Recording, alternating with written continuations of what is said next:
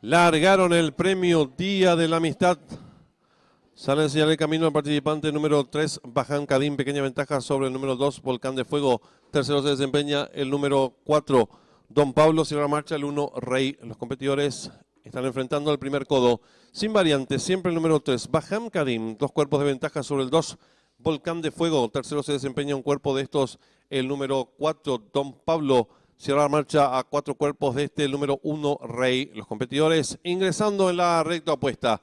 Sin variantes, siempre el número 3, Bajan Kadim. Cuerpo y medio de ventaja ahora sobre el número 2, Volcán de Fuego. En la tercera ubicación a un cuerpo de este lo hace por el lado exterior de la pista, el número 4, Don Pablo. Sigue cerrando la marcha a varios cuerpos, el número 1, Rey. Los competidores dejan atrás la señal indicatoria de los 1000 metros con el número 2, ahora Volcán de Fuego. Cuerpo de ventaja sobre el número 3, Bajan Kadim. Tercero se desempeña por fuera el número 4, Don Pablo. Sigue cerrando la marcha varios cuerpos, el 1, Rey. Los competidores van a comenzar a enfrentar ya el último codo. El número 2, Volcán de Fuego, medio cuerpo de ventaja sobre el número 3, Bajan Kadim. Tercero mejorando por fuera, lo viene haciendo el número 4, Don Pablo. Sigue cerrando la marcha, 8 cuerpos, el número 1, Rey. Los participantes en los últimos 600 metros de carrera con el número 2, Volcán de Fuego, pequeña ventaja sobre el número 3, Bajan Kadim. Abierto mejor al número 4, Don Pablo. Sigue cerrando la marcha, varios cuerpos, el 1, Rey. Los competidores del premio Día de la Amistad están en la recta final. Últimos 400 metros para el disco, número 2, Volcán de Fuego, pequeña ventaja sobre el número 3, Bajan Kadim.